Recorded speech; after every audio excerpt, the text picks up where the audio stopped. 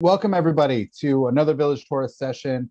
This is Parashat Hayyei Sarah, which literally translates to Sarah's lives, although it more really in context means the life of Sarah.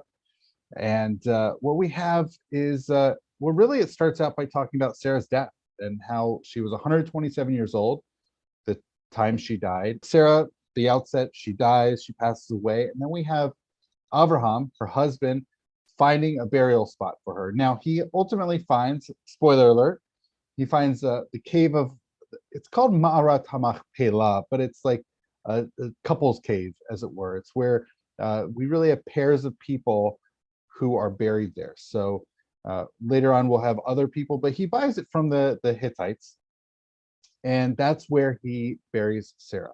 Now, that's at the beginning, that's at the outset, and a little bit of a spoiler alert.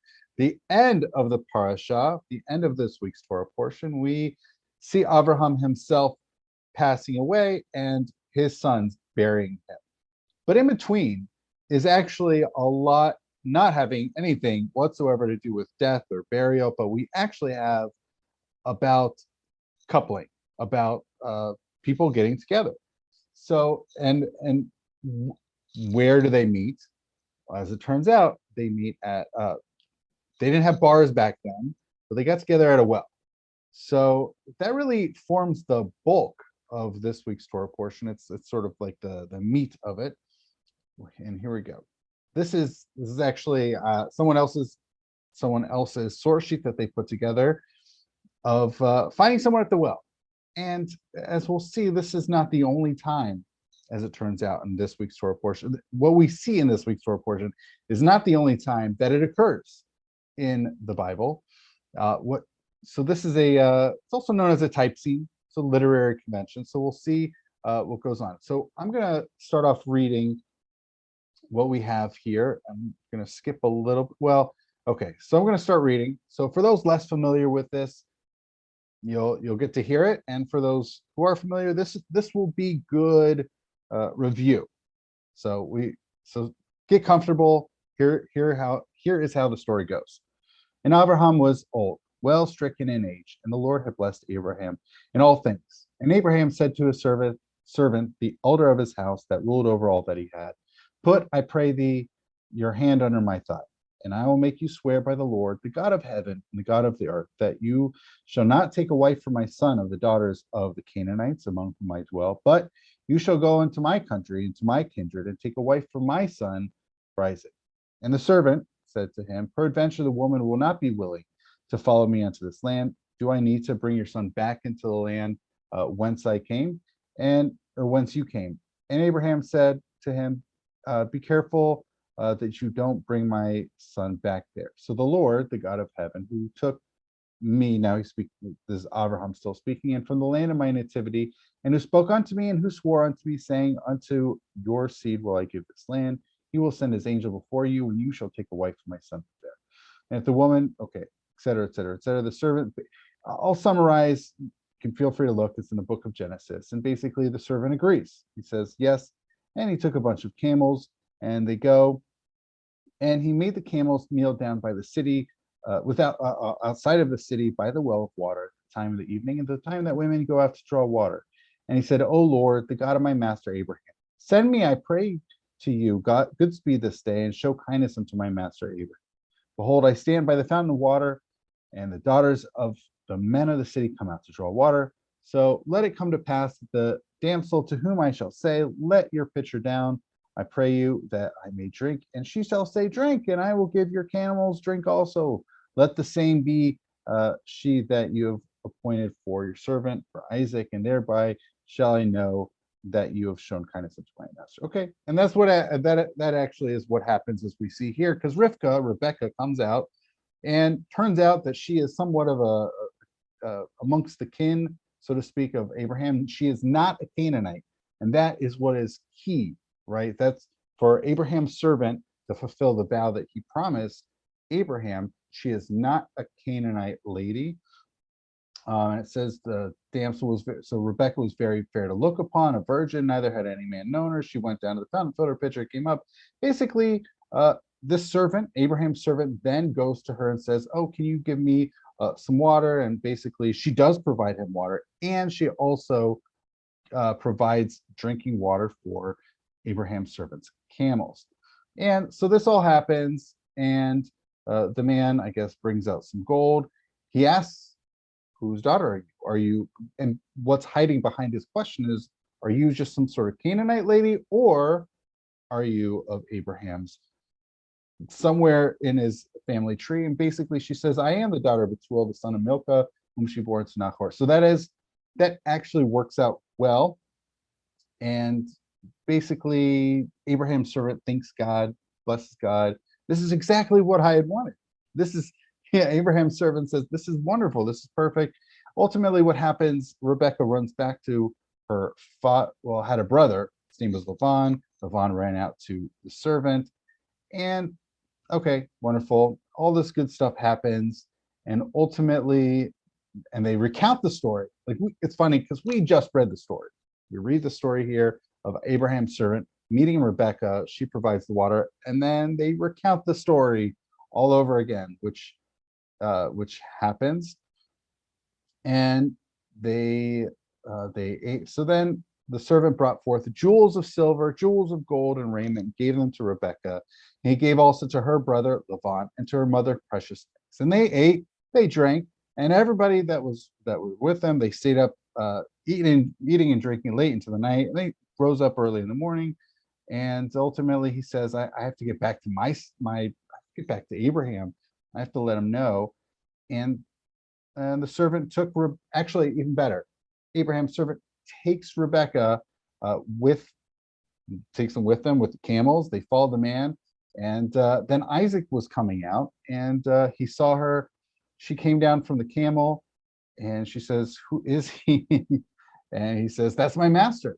And Isaac brought her into his mother Sarah's tent, took Rebecca, she became his wife, and he loved her, and Isaac was comforted for his mother. So now it actually does a nice thing. So even though it seems to be an entirely separate story that has absolutely nothing to do with what sets off this week's Torah portion about Sarah dying, actually, this is a fitting, huge story to be within this week's Torah portion, because we see Isaac is comforted for his mother when he has her. So that he no longer has his mother around.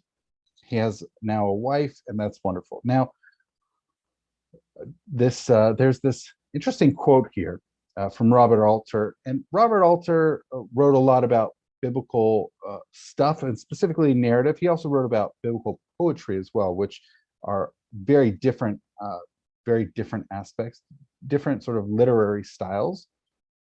And this is the quote from The Art of Biblical Narrative. "Nevertheless, I should like to propose that there is a series of recurrent narrative episodes attached to the careers of biblical heroes that are analogous to Homeric type scenes in that they are dependent upon on the manipulation of a fixed constellation of predetermined motifs.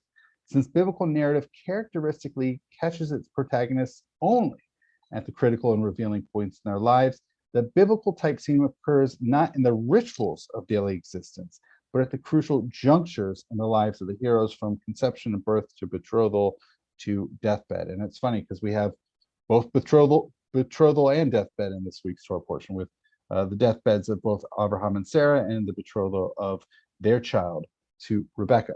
Now, this is not the only one. In fact, this might be the first well scene, as it were, in the book of Genesis, but it's not the last, because later on in chapter 29, we have Jacob.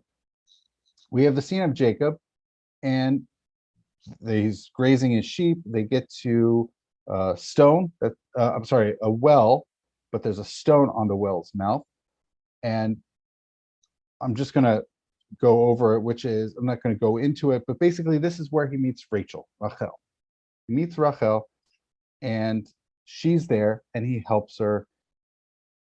And I'm not going to go into all that. It's wonderful.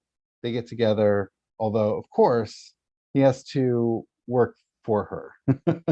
And this is the story, actually, where Jacob wants to marry Rachel.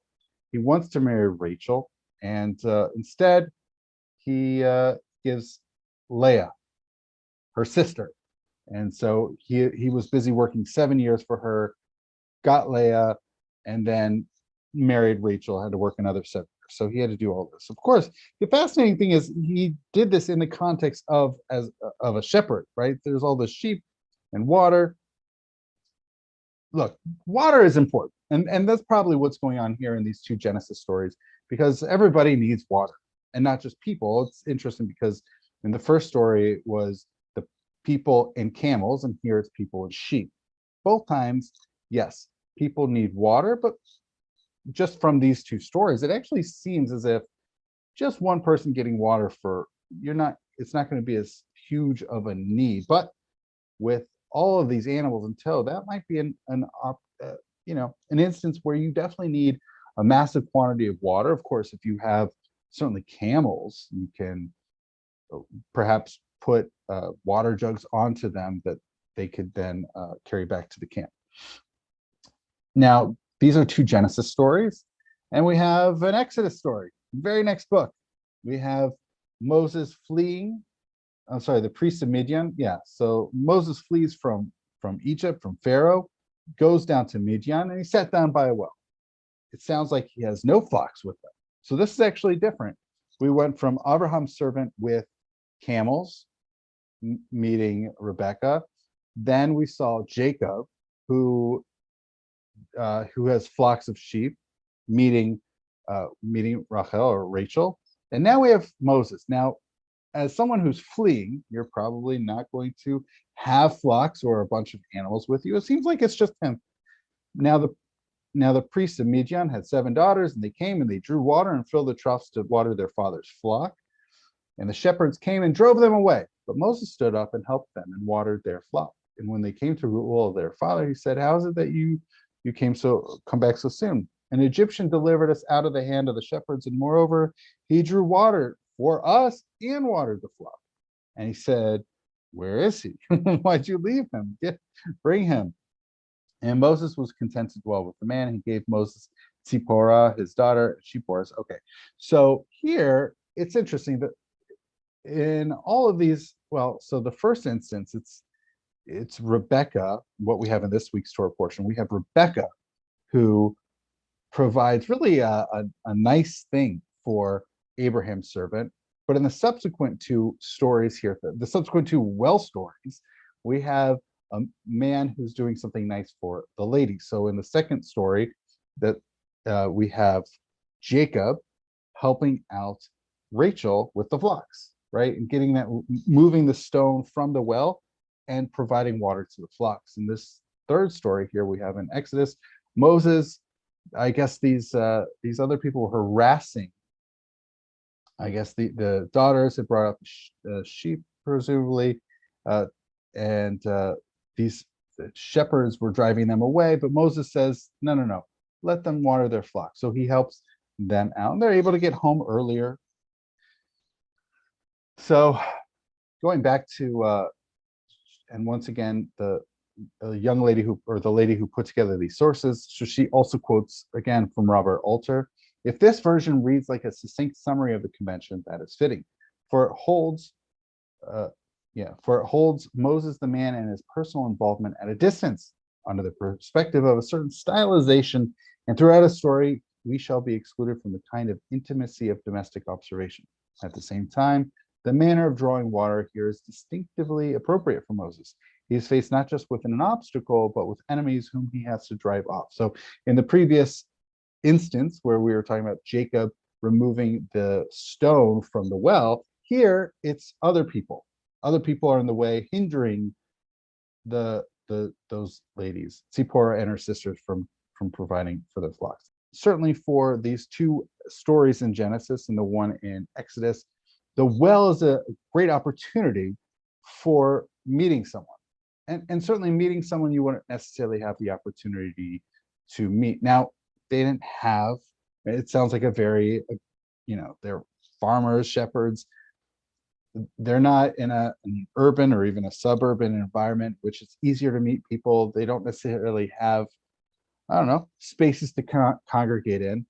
But it would seem that the well provided the best opportunity for that. Everybody needs water, and not just people.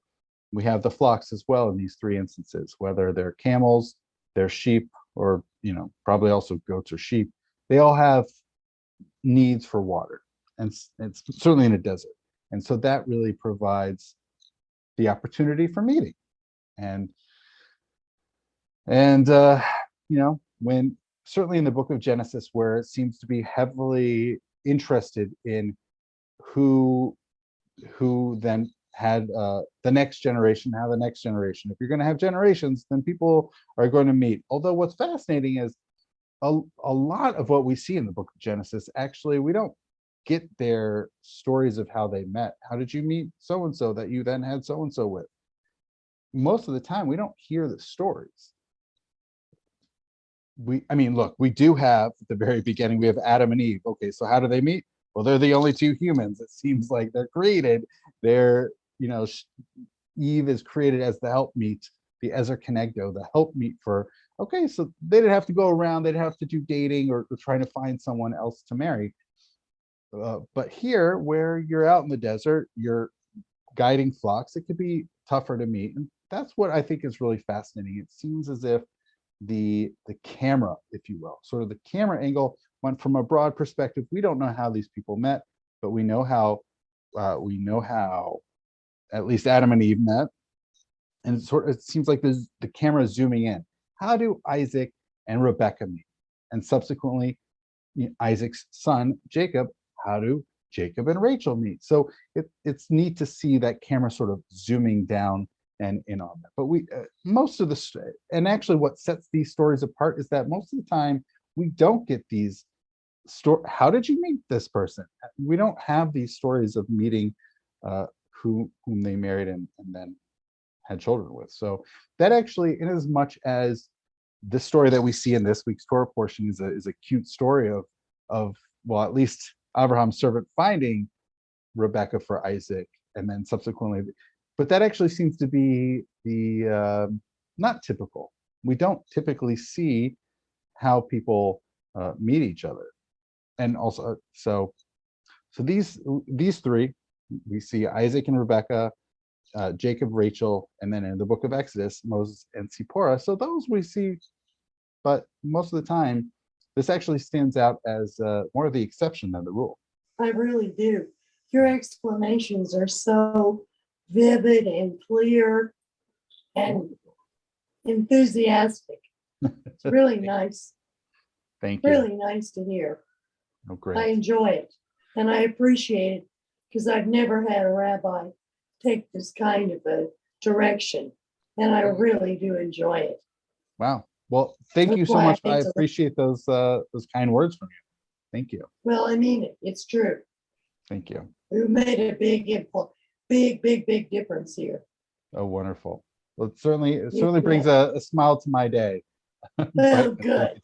In this rain, you should have. Yeah, it's quite the gray day, but thank you. It is. Thank you. Yes, sir. You're welcome. All right. Well, I appreciate it, Debbie.